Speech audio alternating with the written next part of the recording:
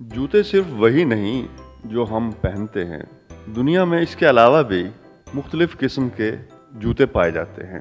आज हम आपको 10 अजीबो-गरीब जूतों के बारे में बताएंगे। दुनिया भर में ज़्यादातर सार्फिन जूतों की इन्हीं अक़साम से वाकिफ़ हैं जो उनके इलाके में या आलमी सतह पर मशहूर होती हैं। लेकिन बहुत से सार्फिन दुनिया के दीगर इलाकों में पहने जाने वाले जूतों से नावाकिफ़ होते हैं।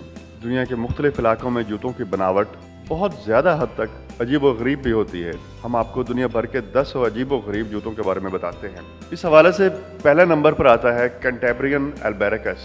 ये जूते आमतौर पर स्पेन के शुमाली इलाके कैंटेब्रिया में किसान या देहाती लोग पहना करते हैं। सफ़ेदे में नुमा दरख्त, सनूबर या अखरोट की लकड़ी से बने ये जूते नुमायाँ होने के साथ साथ पाँव को धूल, मिट्टी, बर्फ़ और ख़ुसूसन गाय के गोबर से भी महफूज रखते थे। दूसरे नंबर पर है जीका ताबी।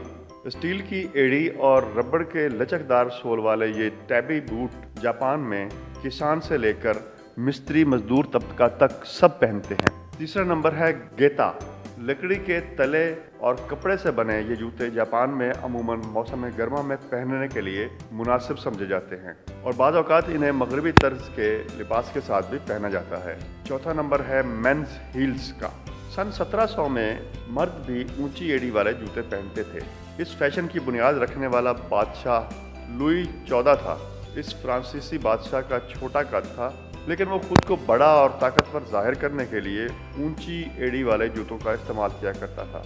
पांचवा नंबर है प्लेटेड बिर्च बार्क शू का। 20वीं सदी के वस्त में मकबूल होने वाले छाल से बने ये जूते फिनलैंड में बनाए जाते थे। चंद एक दीगर ममालिक जैसे नॉर्वे, स्वीडन और रूस ने भी इस किस्म के जूते बनाना शुरू किए, लेकिन बदकिस्मती से वो एक हफ्ता से जायद न चल सके। छठे नंबर पर हैं वुडन ब्राइडल शूज।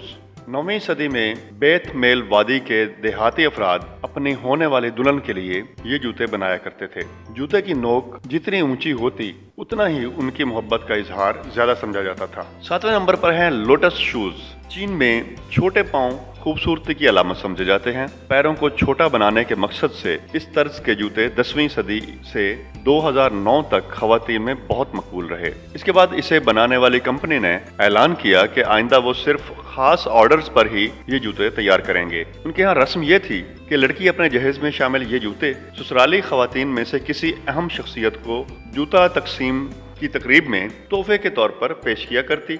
चपटी हील वाले ये जूते ज्यादातर सिल्क या स्याह कॉटन के बने होते थे। 8वां नंबर है मैक्सिकन पॉइंट्री बूट्स का। मैक्सिको में मर्द जदीद तर्ज के ये जूते पहनना पसंद करते हैं। ट्रांस म्यूजिक की मकबूलियत के साथ ही इन जूतों का रुझान भी बढ़ने लगा है। ये जूते इलेक्ट्रॉनिक म्यूजिक पर डांस के लिए तरजीहन इस्तेमाल किए जाने लगे। 9वें नंबर पर हील लेस शूज हैं।